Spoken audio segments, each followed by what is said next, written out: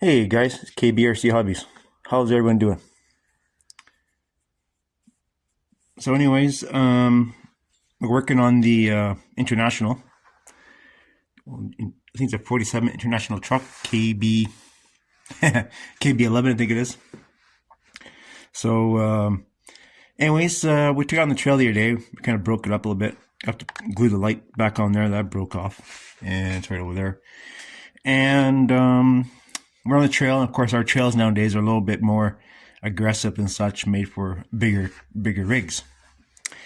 So I kept getting caught on the pine needles because I have pine trees here, and pine needles are the worst enemy of RCs. So, anyways, we do some work on it. Much on there. So, anyways, I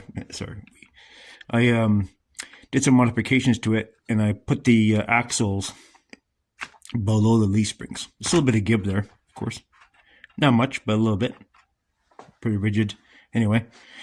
And yeah, so just did that. Pretty easy thing to do. Just put the axles on the bottom. No big deal, right?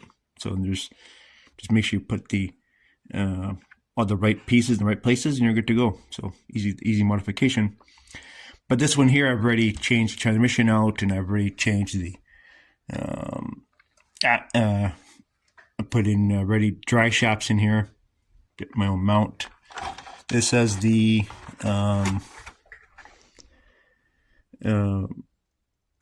brushless motor transmission set up on it, which works really good. Really super impressed with it.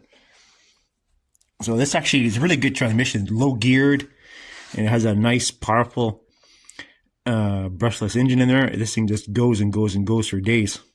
But one of the weak links with the this is actually the frame original drive line, well, except for the transmission and such, from the 110 scale Jeep.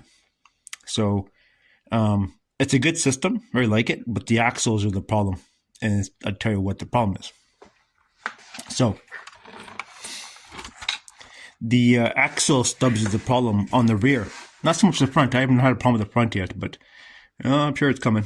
So, but we made our own tires too. We'll show that to you. So the problem is the axle hubs, and they're plastic. And what happens out, they strip, right? So, of course, you get plastic on steel, which is never any good because it always strips out. And these RCs were never really designed for hardcore RC. Some of them last. Some are better than others. We all know that. But I bought something off Amazon. Here is the number if you want to look at it. Maybe you can get the QR code too. So I believe off Amazon their axle sets is actually for a 6x6. And I had bought 3 of them because I wanted spare parts. Now this comes with 2 rear axles. We might use a 6x6, right? And the front axles, and comes with the proper U-joint for the axle, none of this mumble-jumble plastic shit. But you start breaking parts, you have spare parts. And this is actually a really good deal. I forget what it is, like $25, maybe cheaper. Probably get it for I think it was about, I think it was cheaper, maybe at the time when I got these, maybe were like 15, 20 bucks. I bought 3 of them. I've been using them for parts, and these come with everything you need, pretty much. Comes with all the bushings and all that shit you need. But mainly is the axle stubs here, and they're Allen keys, so you can take them off there and you put them on the other axles, and that's what I did. But this one here, what you have to do is because it has a bushing in there, and you have to machine the hub down. You can take a file or whatever you want. I took a put on the lathe because you guys know I have the lathe, right? So, and I just machine it down a bit to fit in the bushing because there's a brass bushing in here. It's a good idea, really. So yeah, so it works fine. So remember, you have to keep the nuts, the bolts that go in the axles, because nothing fits them. So I saved them And here are these wheels I made, and I just kind of took some hot glue and put them on some different rims and put some bigger tires. Now these tires, rims will work for anything pretty much, provided they're narrow. Yeah.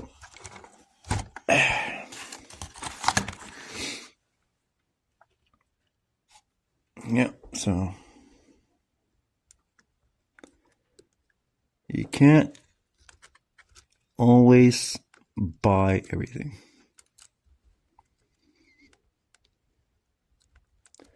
A lot of the guys I see on TikTok or YouTube, they're plug and play.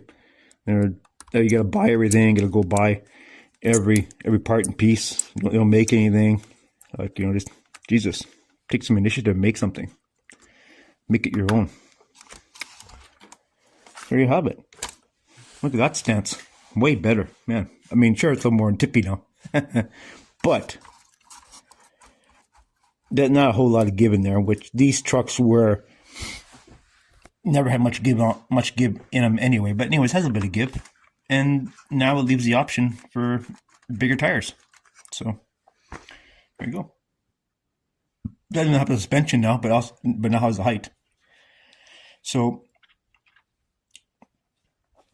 anyways, we hope that's done, and we can take down the trail now. And with our modified, we put hubs,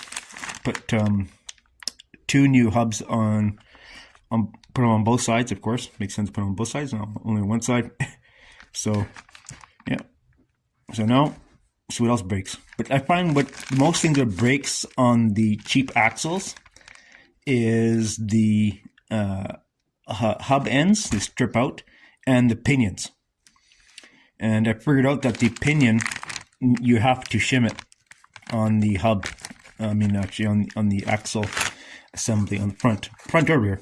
But mostly I've been stripping them all on the front. And here, on the WPLs, this comes off here, right? And the pinion was stripped, so I've had to shim them. But just a couple of washers in there to shim to get them to meshing properly up on the gear. And that's one of the problems I've been having, but no big deal. Once you figure that shit out, it's easy.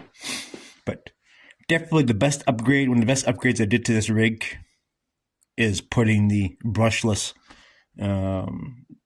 motor transmission in this one here. So great, it's nice and slow. It's a bit loud, of course, but it just chews. And I had grass wrapped around this thing, right, on the dress shaft here. It just kept on going and going and going, right? Nothing was to stop it. So I love it. So anyways, thanks for watching, guys, and we'll take this one on the trail next time and see what it can do with the new height and choose some more trails. But I'm looking for. Thanks for watching my video, and I have to go to work. Talk to you guys later.